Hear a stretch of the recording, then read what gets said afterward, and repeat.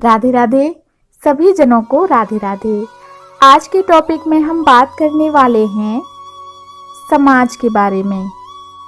हमारा समाज दूषित क्यों होता जा रहा है? समाज को दूषित होने के क्या क्या कारण हैं? आइए जानते हैं। देखिए, धार्मिक दृष्टिकोण के अनुसार बहुत से ऐसे अनुचित कार्य हैं जिन कारणों से हमारा समाज दूषित होता जा रहा है, जैसे कि चोरी चकारी, बेईमानी, झूठ, छल कपट आदि ऐसे कार्य हैं जिनसे हमारा समाज दूषित होता जा रहा है। और इनसे भी बड़ा और बुरा कार्य है जिससे हमारा समाज तेजी से दूषित होता जा रहा है, और दूषित ही नहीं अपितु बर्बाद भी होता जा रहा है। और वह कार्य है बढ़ती हुई स्त्री पुरुष की चरित्रहीनता।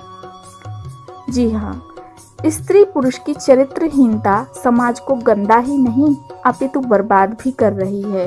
स्त्री कितनी भी शिक्षित क्यों न हो, कितनी भी बड़ी अधिकारी क्यों न हो, पर उसे अपने संस्कारों को नहीं भूलना चाहिए, क्योंकि स्त्रियों का औधा उपाधि हमेशा पुरुषों से ऊपर रहती है। अपने संस्कारों के प्रभाव से स्त्री अपने घर को, अपने समाज को स्वर्ग बना सकती है। इतना बड़ा सामर्थ्य होता है एक स्त्री के भीतर, जो कि पुरुषों के भीतर कभी नहीं होता। किंतु इंग्लिश मीडियम स्कूल कॉलेज में पढ़ने के बाद आजकल की बेटियां आध्यात्मिक दृष्टिकोण से दूर होती जा रही हैं, धार्मिकता से दूर होती जा रही हैं।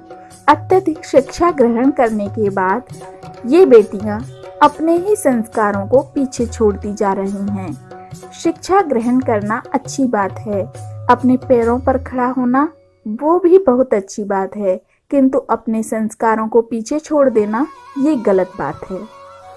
शिक्षा प्राप्त करने के बाद कुछ बेटियों का, कुछ स्त्रियों का कहना है कि संस्कार हमेशा स्त्रियों के लिए ही क्यों, पुरुषों के लिए क्यों नहीं? पुरुषों में क्यों नहीं संस्कार पाए जाते? स्त्रियों में ही संस्कारों का होना क्यों जरूरी है? तो देखिए, भगवान ने स्त्री को बहुत सामर्थ्य देकर पृथ्वी पर भेजा है। पुरुष कहाँ से आए? एक स्त्री से। एक स्त्री ने ही पुरुष को पैदा किया, जन्म दिया, तो संस्कार उसे कौन देगा? एक स्त्री। तो संस्कारों का जिम्मा तो एक स्त्री के ही ऊपर होता है। भले ही पुरुषों ने इस समाज को पुरुषों के नाम से स्थापित कर रखा है कि ये पुरुष समाज है, किंतु पुरुष आए कहां से? एक स्त्री से। जब बेटे ने जन्म लिया और माँ ने उसे संस्कार ही नहीं दिया, तो बेटे में संस्कार आएंगे कहां से? तो यहाँ गड़बड़ी किसने की? एक स्त्री ने, जो कि माँ थी। उसने बेटे को संस्कार ही नहीं दिए। तो संस्कारों का जिम्मा, संस्कारों का उत्तरदायित्व भगवान ने स्त्री को ही सौंपा है। वही अपने बच्चों को संस्कार सिखाएगी, वही संस्कार देगी। तो आज भी कई घरों में देखने के लिए मिलता है कि बेटे संस्कारी होते हैं, किंतु बेटियां असभ्य और असंस्कारी पाई जाती हैं। इसका कारण एक स्त्री ही है। जिन स्त्रियों में संस्कार नहीं, वह अपने बेटे बेटी को क्या संस्कार देंगी? स्त्री ईश्वर का वरदान है। स्त्री के बिना कोई घर घर नहीं होता, और कोई पुरुष स्त्री की कोख के बिना जन्म नहीं लेता।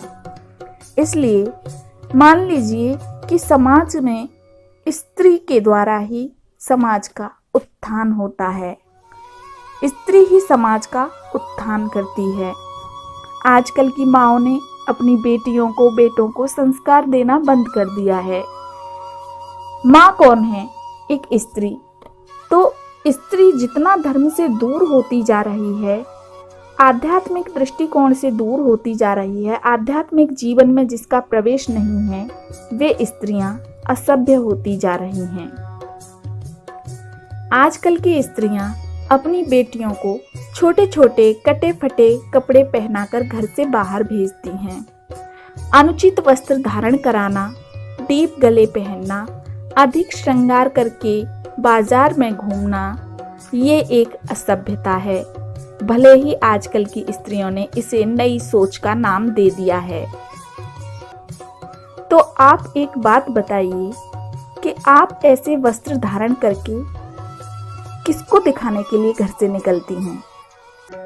आजकल की स्त्रियां ने समाज को गंदा कर रखा है। अनुचित वस्त्र पहनकर कहीं ना कहीं इन स्त्रियों ने हमारी पवित्र पतिव्रता विदुषी बड़ी बड़ी महान पवित्र स्त्रियां माता अनुसुईया, माता सावित्री, माता सीता के संस्कारों पर नई सोच के नाम का करारा तमाचा मारा है। पुरुष जब भी गिरा है उसके पीछे एक स्त्री का ही हाथ होता है। पुरुष जब भी चरित्रहीनता पर उतरा है सहमति स्त्री ने ही दी है। स्त्री के कारण ही ये समाज बर्बाद हो रहा है। इसलिए इस समाज को बचाएं।